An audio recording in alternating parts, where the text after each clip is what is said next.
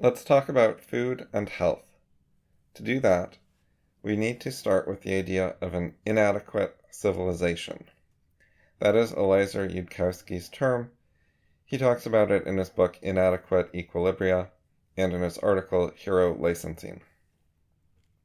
It's not an original idea. Other people have talked about it too. For example, Patio 11 says, there is no hidden reserve of smart people. The basic idea is there's a lot of incompetence in the world. Instead of assuming that things by default are competent and work well, when you look around at the world, you should just have a default expectation of lots of things being broken and incompetent, meaning that you can do better than them and that you cannot trust them. David Deutsch had a lot of adequate civilization ideas, and I have moved away from that. I have a pretty strongly inadequate civilization viewpoint. And so we can apply this kind of way of looking at the world to food.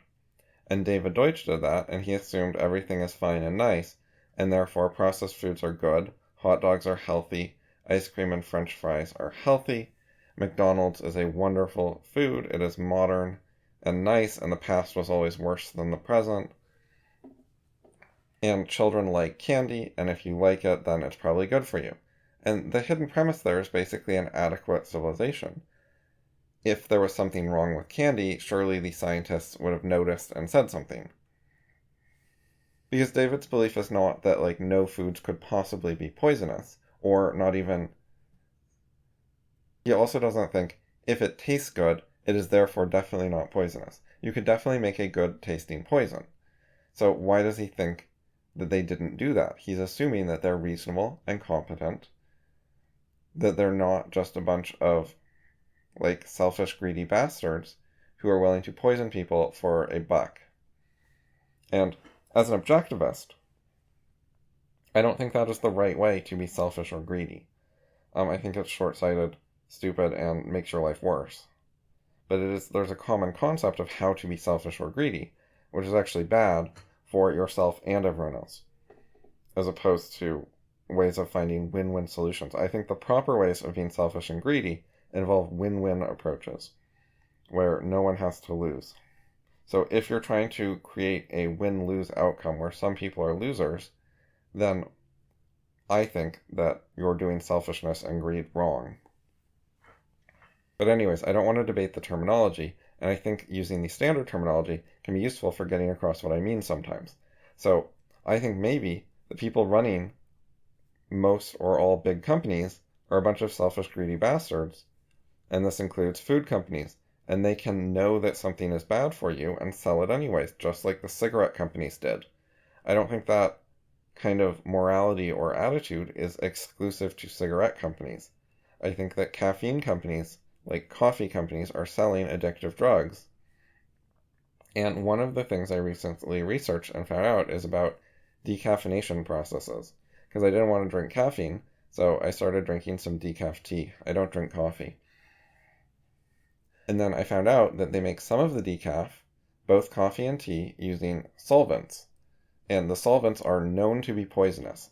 They take the food, and then they add a chemical that they know is a poison, and then they're like, oh, well, we think the chemical evaporates off, so it should be fine. And some of the companies literally admit that they do no testing to see if it actually evaporated off or if there's any residue of the poison left. So one of the companies that does this, not the one that admitted they do no testing, but Starbucks, they decaffeinate their coffee using poison. Literal poison. They know it's poison. They do it anyways because it's a little bit cheaper. There are better methods. For decaf tea, the better method involves getting the caffeine out using carbon dioxide. And for decaf coffee, the better method is called Swiss water. It uses water. And they can do that, and it's safer, and they don't. I mean, some companies do, but many do not. Maybe it's perfectly safe, maybe it's not. I don't know for sure. And I think that they don't know, and they don't care, and they don't want to know, and they're not researching it in a rational, scientific way. They're not doing appropriate safety testing. And I think our government does not hold companies accountable. If they were irresponsible with this, I don't think they're going to get sued out of business. Starbucks might be pressured to change their decaffeination process, but I don't think that they're risking their entire business by doing this, even if they don't know what they're doing and don't know it's safe. I think they can just get away with it. Maybe they'll get some fine that they don't care that much about and consider the cost of doing business, but I don't think they're taking an existential risk by maybe poisoning lots of people and not really doing appropriate safety testing. I haven't super carefully researched this, but I'm reasonably sure that they have not researched it in an adequate, appropriate way to know whether it's safe or not. They know they're using a poison, so you would think, prima facie, that that definitely calls for serious, careful research. And I think they just don't do that. There are quite different defaults in different areas of society. So when we make a new vaccine, you have to do a lot of safety testing, and you're supposed to prove that it is safe. Vaccines are considered unsafe by default until you have a bunch of evidence that they're safe. But the general norms in the food industry go the other way around. If you come up with some new additive, it is assumed safe by default, unless there's a bunch of evidence showing it's unsafe, which the food companies do not fund. They don't want to research it. Maybe they'll find out it's unsafe. And so one of the patterns we've seen in the food industry is they find out something is unsafe, and then they replace it with something that is unknown. They're like, well, we researched that and we found it was unsafe, so we're going to take this other similar thing to accomplish the same purpose, but there's no research on it, so it seems perfectly safe. For example, they did that with carrageenan. It is a gum, and now they're using more guar gum and xanthan gum and locust bean gum instead because carrageenan is the most studied, and the studies revealed that maybe there's a problem there. So David Deutsch assumes there is a kind of adequate civilization, and whatever additives they're putting in hot dogs and ice cream and whatever, e.g. the gums that they add, he would just assume that they know what they're doing, they studied it, and it is safe and reasonable. And I would not assume that. So if you have that kind of attitude, you should eat less processed food and more whole food. Now, one of the specific things that I looked into was vegetable oil, which is a weird, misleading name. It is primarily seed oil and soybean oil. The seeds include corn and canola, safflower. So there's various oils like that. And they are considered industrial oils. They're made in a different way than olive oil. Olive oil is made with a relatively low amount of processing, and you can get a lot of oil out of an olive without trying super hard. That is not true for a soybean or a sunflower seed.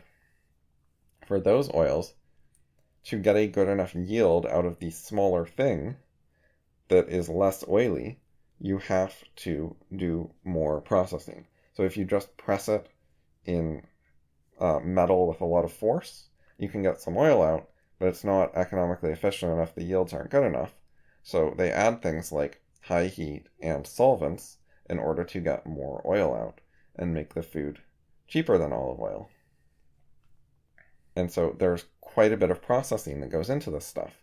And my impression is that it is not appropriately researched to see if it's actually safe or not. They do things they're very unreasonable and they violate common sense. So their processing steps make the oil taste bad. So that seems like a warning sign that it might be bad for us, that we've processed it in a bad way. So what do they do next? They do extra processing to remove the taste so that you can't tell it's bad. And then places like McDonald's use the same vegetable oil for a week, possibly 2 weeks, in their deep fryers. And why do they think that is okay and safe? Because the color, that's how long it takes for the color to change, and the taste doesn't turn bad during that time. So they're looking at common sense metrics. I don't think that they have careful scientific safety testing. I think they're just if the color hasn't changed and it doesn't taste or smell bad, then it's still fine. And that is a very unreliable metric when you've already bleached out the taste or something.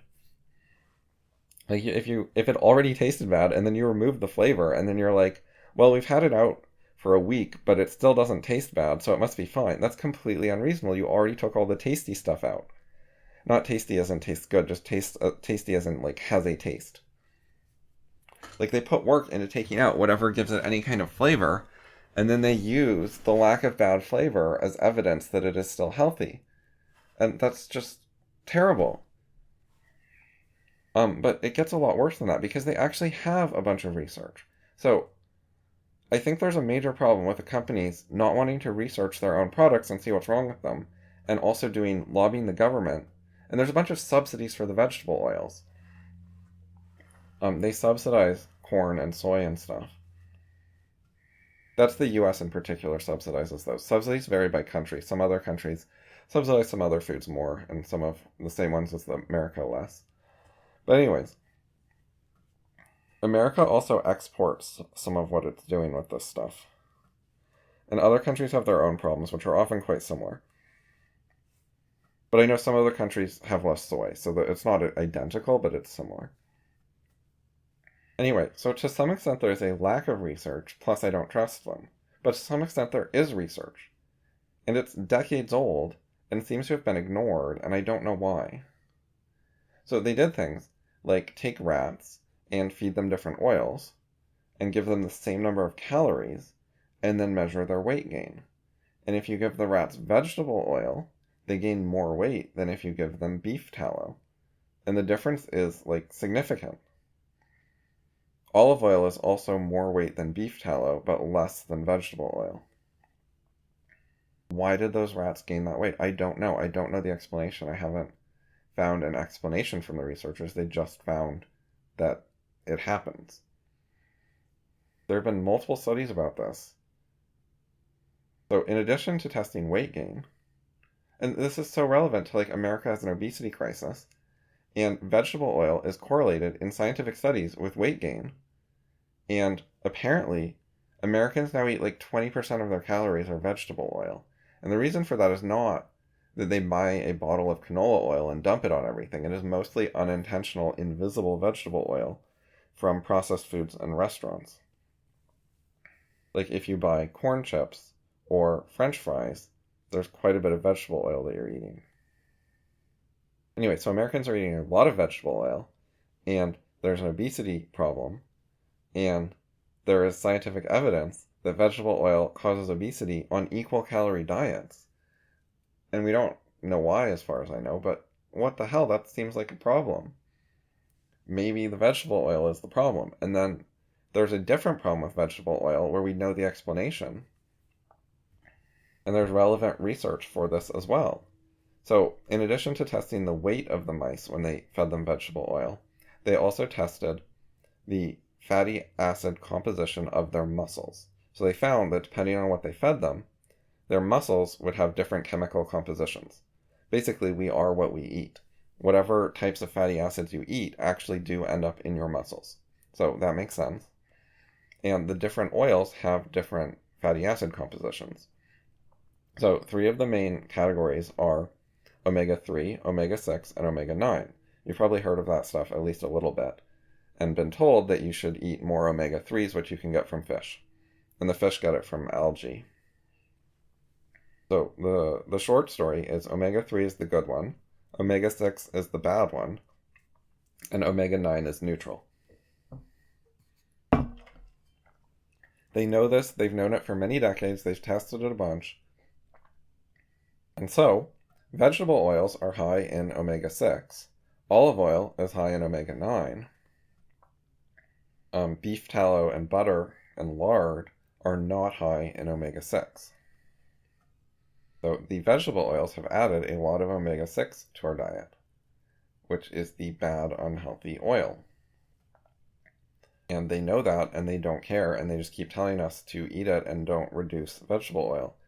Instead, they say you should supplement some omega-3, eat more omega-3. So one of the really important things here is it's not just the amount you eat, it's the ratio. So the omega-3 and the omega-6, the effect they have in your body is connected with each other. So the ratio you eat matters. So very roughly, a good ratio is 1-to-1. If you eat equal amounts of omega-3 and omega-6, you will be fine. And by the way, both of them are necessary to your body. You need to eat some of them. So omega-6, it can be bad, but you definitely do need to eat a little bit of it. But you don't have to try to eat it. You will, without trying, eat enough of it on pretty much any kind of diet. So you don't need any extra on purpose. So a reasonable sort of goal is to eat in a 1-to-1 ratio, omega-3 and omega-6, and your omega-6s should be under 5% of the fat you're eating. And that is normal what we did in the past. And today, some people are eating like a 25-to-1 ratio of omega-6 to omega-3, and they're eating like 5 tablespoons a day of vegetable oil, and then people are like, well, just take a fish oil supplement. And if you take a fish oil supplement once a day that is 50 milliliters or something, you get your ratio from like 25-to-1 to 20-to-1 or 10-to-1 or something. It's still way, way off. If you wanted to even out your ratio, you'd have to have like 5 tablespoons of fish oil per day, like way, way more than anyone supplements in pills. Those are not exact amounts, but ballpark. So if you want to fix your ratio, the obvious thing to do is eat less omega-6, not add in omega-3. Adding some omega-3 can help, but the primary problem here is 5 tablespoons a day of vegetable oil. We need to reduce our omega-6s, but the health professionals will not say that. They seem to be in thrall of industry lobbyists. That is my first guess. There are other things that could be going on, but that is a guess I have. It is part of my view that civilization is inadequate. I think that our government can be controlled by lobbyists. Not like given orders, but heavily influenced so that they end up just being kind of shills for industry that then subsidize corn and soy and wheat and so on heavily.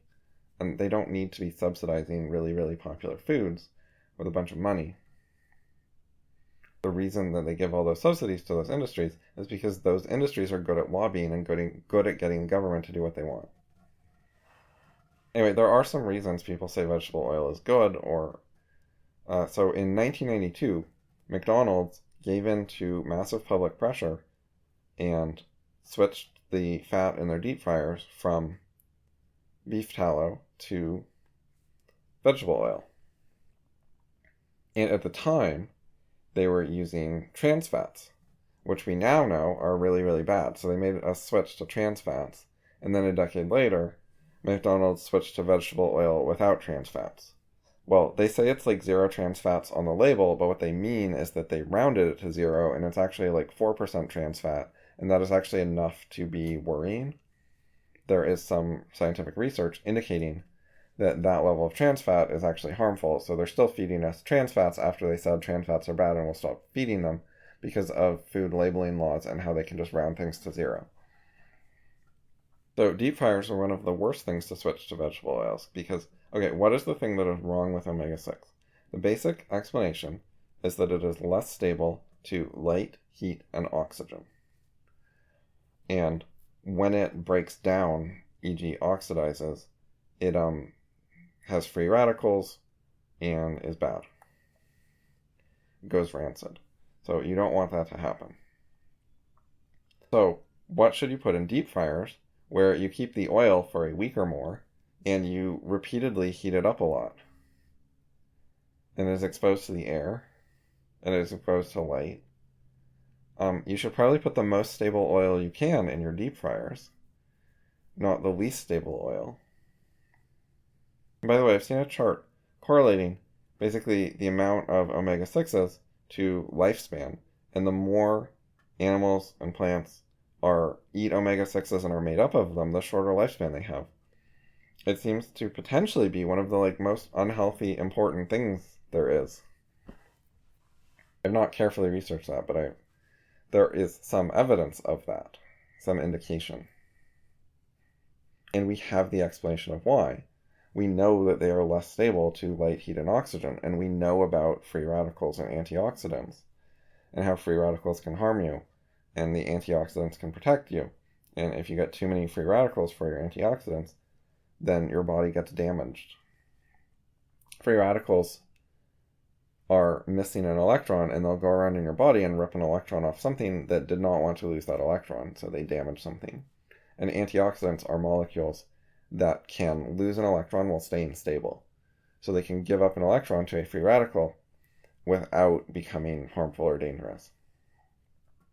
So anyways, we know from multiple studies, including that rat study I was talking about, that you are what you eat, that the fat composition in your body actually reflects what you've been eating. So if you eat a bunch of vegetable oil, then you get more omega-6 in your muscles. And then your muscles are less stable. You end up with more free radicals.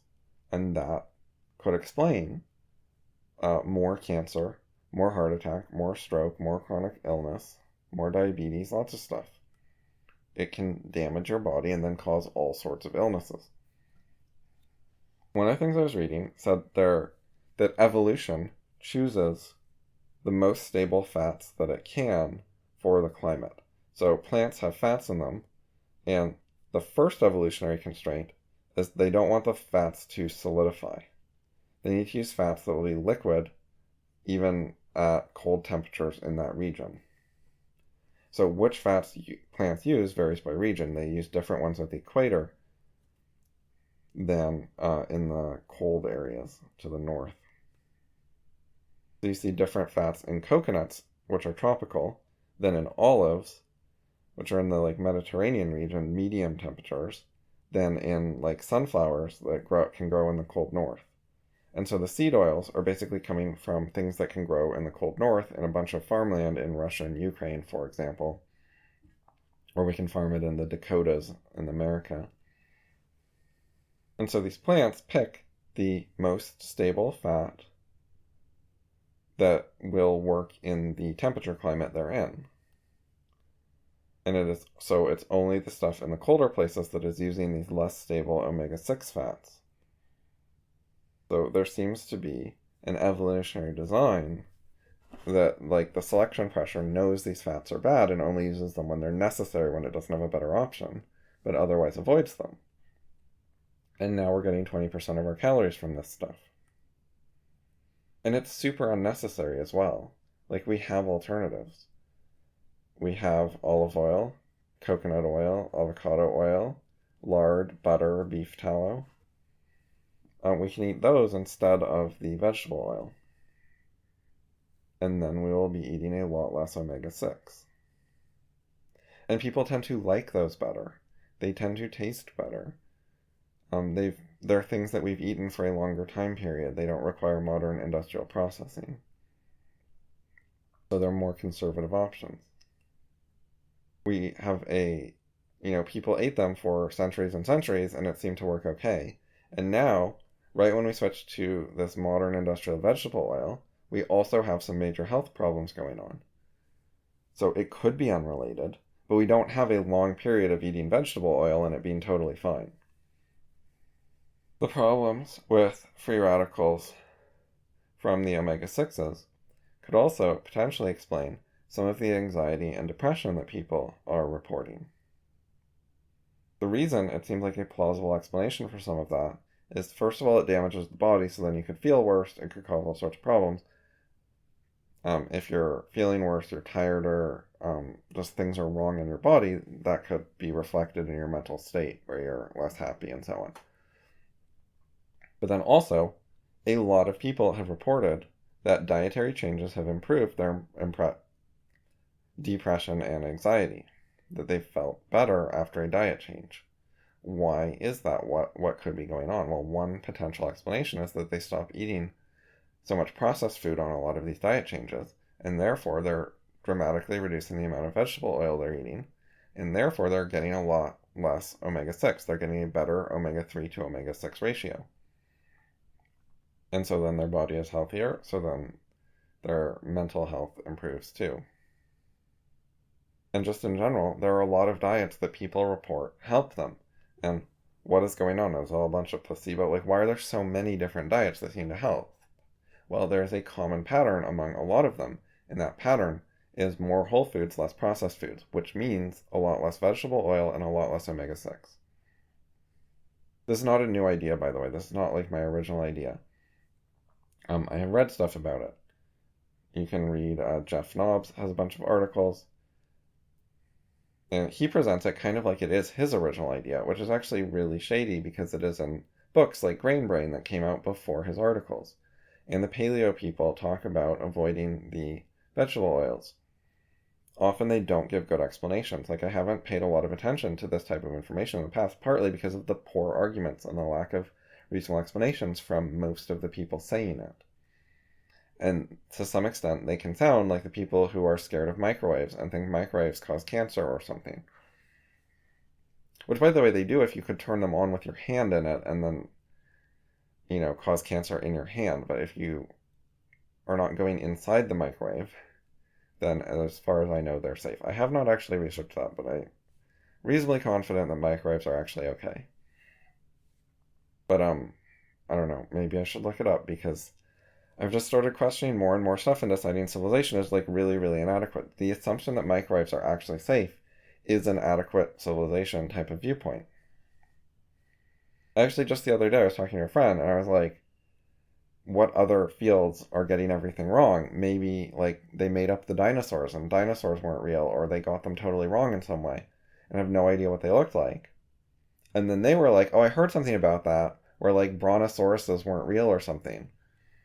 And then we looked it up a little bit, and apparently there was this rivalry between paleontologists, over 100 years ago, and they were so, mean and hateful and oriented towards their social status competition that they would do things like destroy fossils to try to prevent the other person from publishing. They were just destroying evidence and data. And anyways, one guy put the wrong head on a dinosaur and then rushed it into print because he really wanted to publish first and, one up the other guy. And so he had the skeleton of a brontosaurus, and then he had a head from something else, and he put them together and published it. And totally confused people for 100 years before they figured out that it was fraud. And that was the explanation of that fossil. Anyway, then, a bit later, he found a brontosaurus in full, and he published that too, and he thought it was a different species, so he gave it a different name. The first one was a Oedipisaur or something. I said it wrong. But it has a different name. And so now there's articles saying brontosauruses aren't real because we should use the name of the first one, but the first one was the fake one. And the thing we're calling a brontosaurus was the skeleton that actually looked right. So the brontosaurus name is attached to the right, shape. So we should probably just stick with brontosaurus. It's also easier to say. But anyways, people concluded that, brontosauruses are fake. There wasn't actually a second species. Because the first one did have the body of a brontosaurus, just the wrong head. Anyway, so paleontology has made huge mistakes. It's been quite fucked. And so I think you can do that for a lot of fields. So maybe I should look up, microwaves and cell phone radiation or whatever. It's probably okay, but I don't know. I'm not confident that they would have adequately safety tested all this stuff. I recently looked into MSG. So I started reading the book called The Gluten Lie. And the first argument they made is we had a big MSG scare, and then it turned out MSG was totally fine, and science proved it's safe. And then the gluten scare is just like the MSG scare.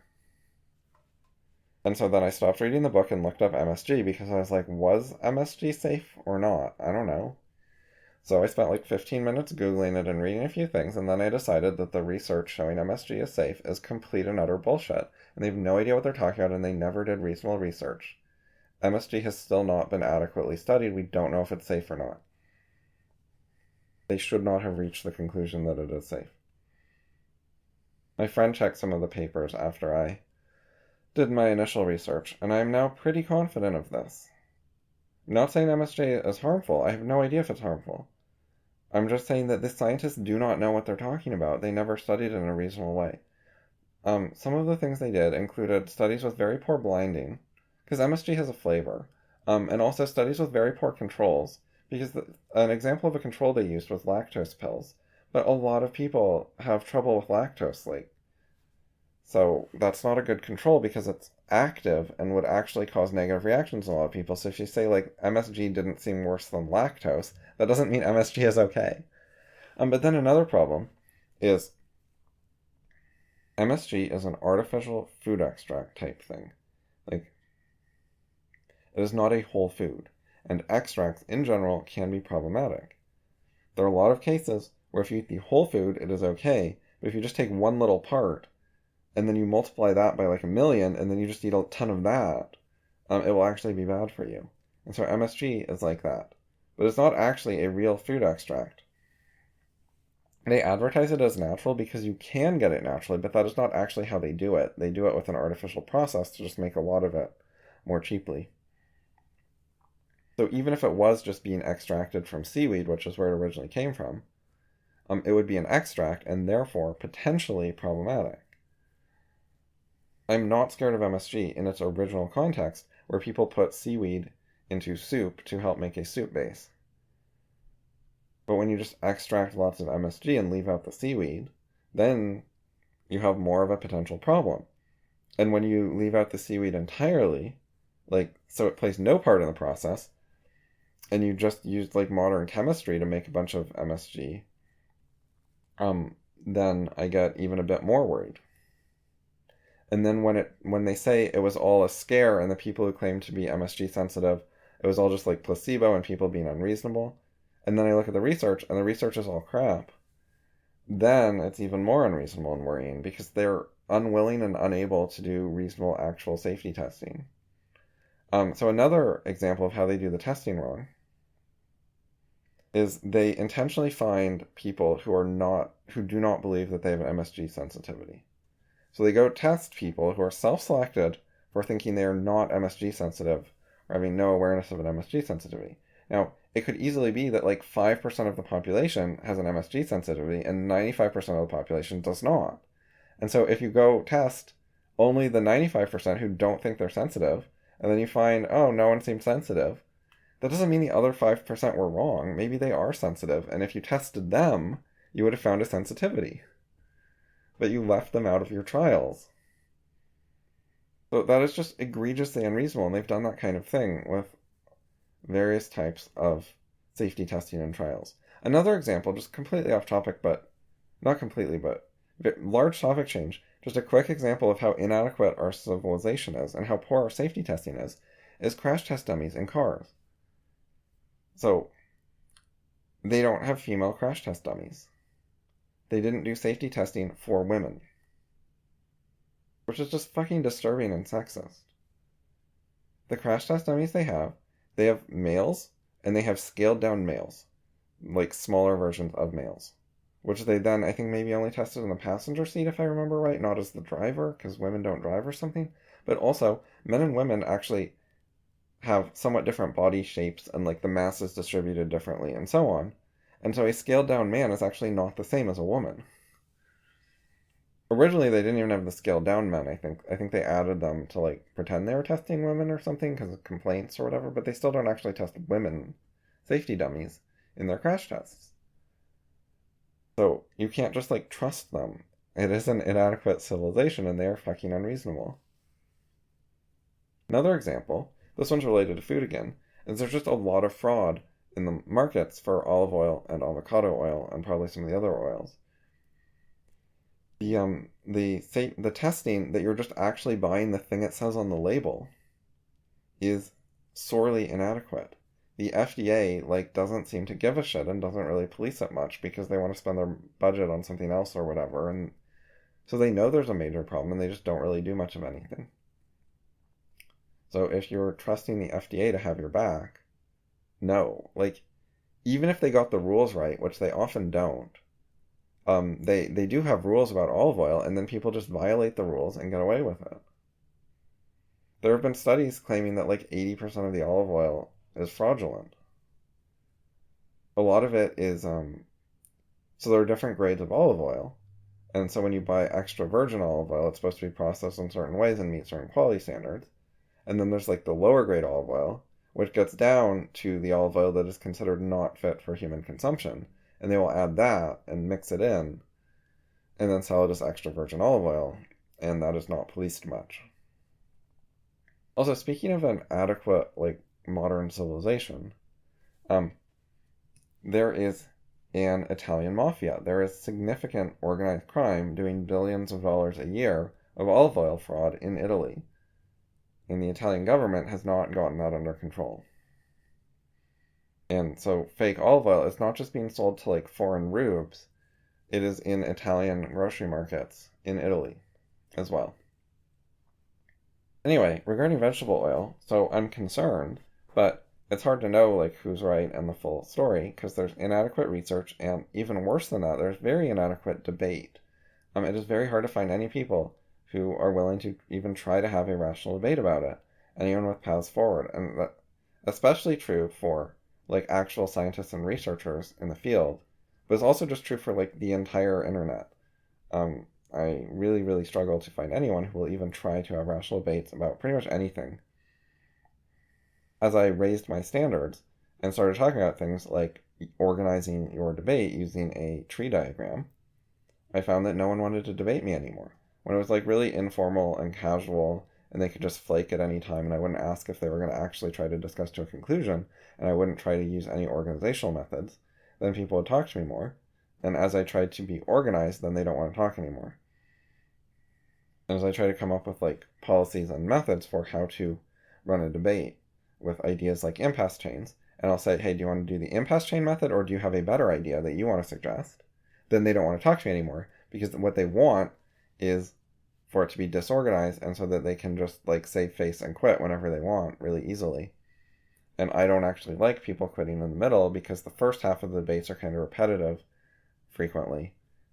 And like the more you talk to them and iterate, the more they start saying unique things that aren't what everyone else has said before. Whereas at the very beginning, when you just say your initial opinion on an issue, they're often repeating the same things I've heard from other people. And I think they like the first part better, because they don't have ideas of their own. And when you're just talking in broad general terms, then they can repeat things they've heard somewhere else and sound like they know something or have an idea. And then when you actually get into more detail, they don't want to talk anymore, because then they are revealed as not actually knowing what they're talking about or having ideas of their own.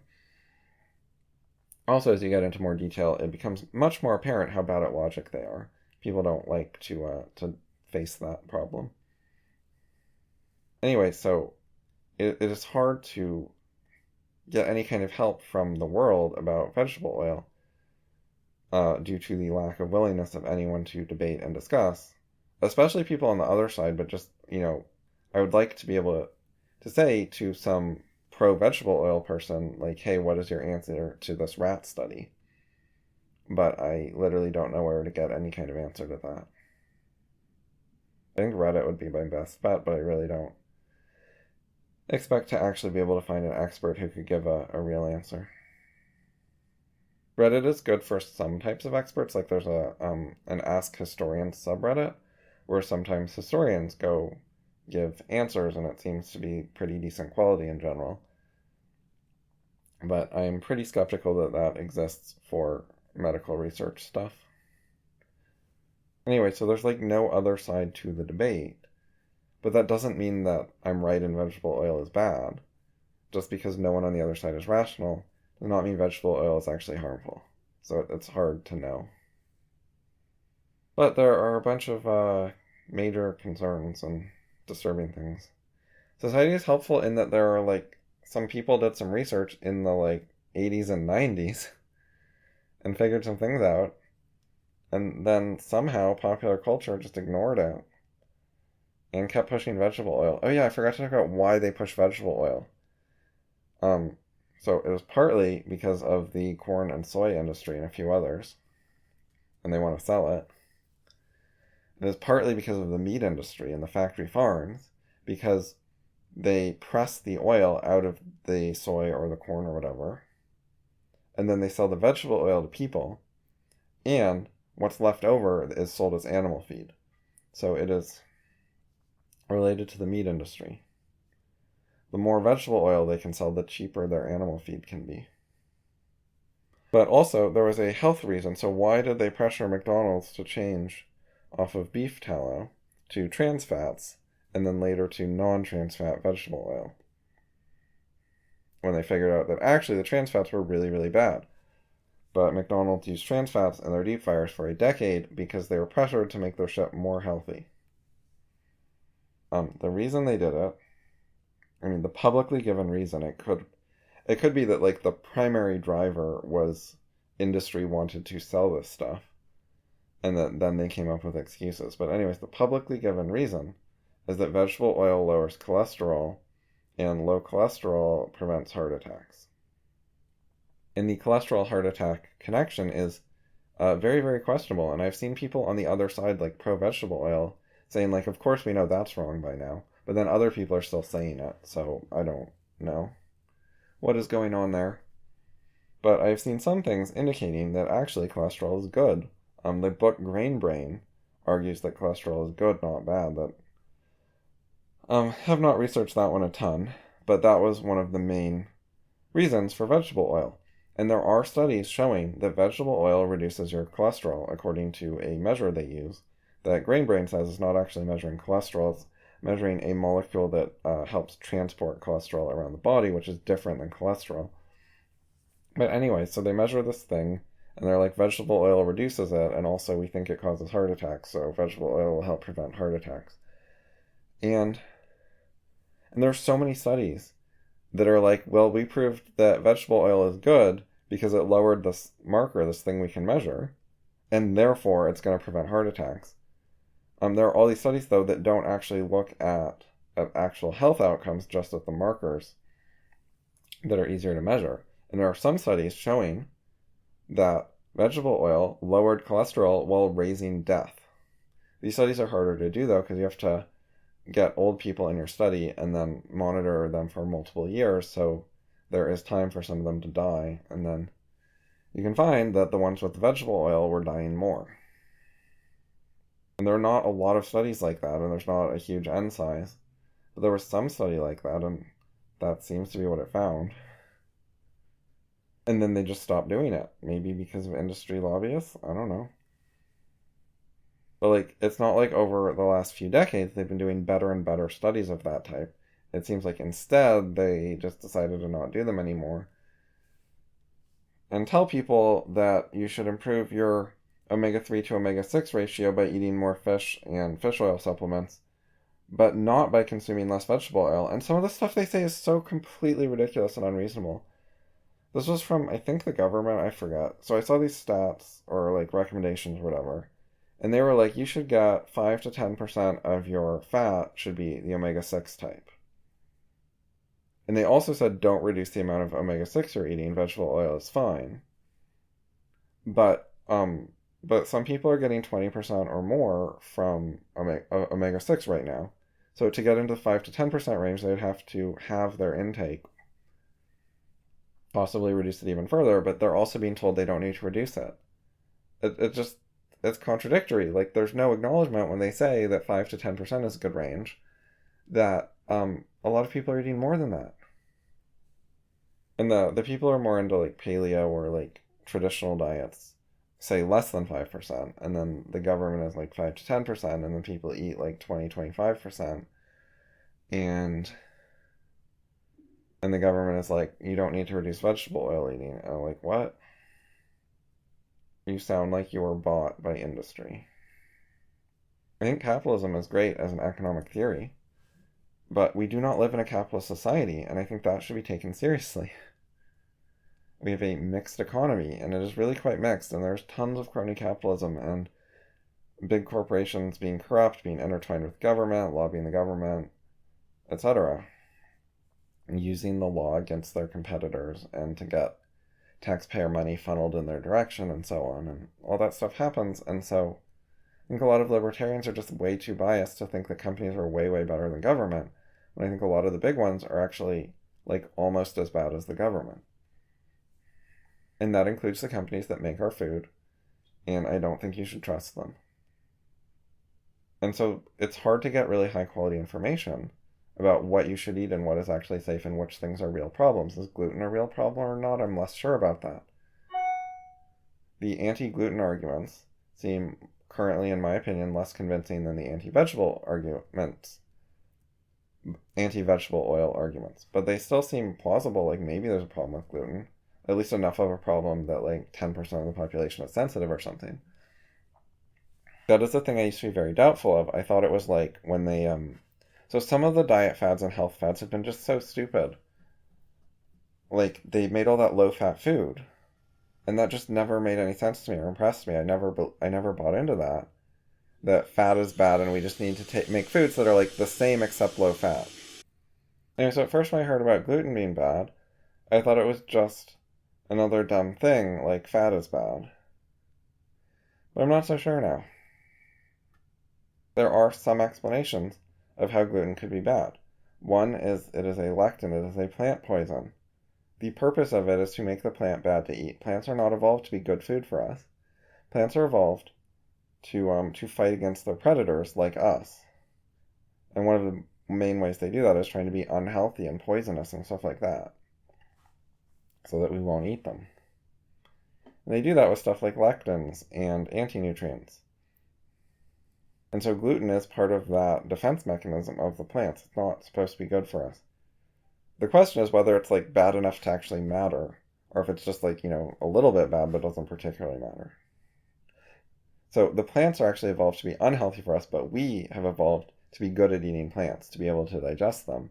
So if our evolution and the bacteria in our gut and stuff did a good enough job, then it could be fine to eat gluten.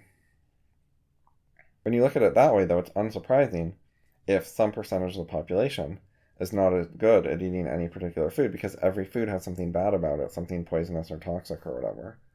Plants more so, but even meat has more than 0. Anyway, there's not good enough information. It's hard to tell if the concerns about gluten are legitimate or not.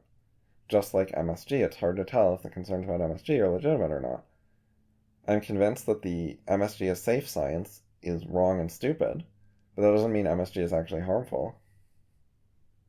So what can you do? When in doubt, you can try to be more conservative, which means more whole foods and more traditional foods, less processed foods and less modern foods made by modern chemistry and modern industrial processes and giant companies that get a bunch of government subsidies and are probably good at lobbying the government. Also, more local food, less transportation, I think, matters. It depends how they transport it. But like, if they pick something unripe and then they refrigerate it and then they transport it a long distance, that is not so great. But I think if they pick it ripe and then immediately freeze it and then they transport it frozen, that might be fine. So some preservation methods are more effective than others. Freezing is more effective than refrigerating. Also, by the way, another one, I've looked into milk homogenization a bit, and I'm pretty sure it's bad, and they do it for transportation reasons. They did not do it because they thought it would be good for you or anything like that. They did it to make the milk more shelf-stable, to make the fat and water separate less so the milk is more consistent texture, and they did it so when the fat rises to the top and then you put it in a truck and you travel it, then it gets shook around and the top can turn into butter. And so that was bad, so they homogenize it. And from what I've looked into a little bit, homogenization is actually bad. It makes the milk worse, like there are actual known problems, dangers, and this is not publicized really, it's just kind of ignored. I'm not saying it's a huge problem. I don't know how big a problem it is, but there's definitely a potential problem there, and there's very inadequate research. And so you can ignore it and hope it's okay, or you can err on the side of caution. But there's no great information about it. And homogenized milk, is such a common, popular thing that we eat tons of. And so the fact that it just has not been adequately researched for safety is concerning, and I think is a good example of how there are just so many things that they're not researching in a reasonable, adequate way. And so we do not live in an adequate civilization where you can just assume something is competent, and if that was dangerous, someone would have noticed and checked it. To conclude, I will say that I am not a diet expert. I am not a nutrition scientist. This is not diet advice. Please don't try to eat whatever you think I think is good and then blame me if it doesn't work out for you. I will take no responsibility for your diet choices. I am not asking you to listen to me. I'm just thinking out loud. And I know a lot less about this than some of the things I speak more confidently about. This is not a thing that I've been researching for 10 years. I got interested in it and looked into it more recently. There are other things that I've known about for much longer, like Objectivism. If I say Objectivism says X, I would have a lot more confidence in that. So do not treat whatever I say about diet as the same as what I say about Objectivism. So, buyer beware, etc. Bye-bye.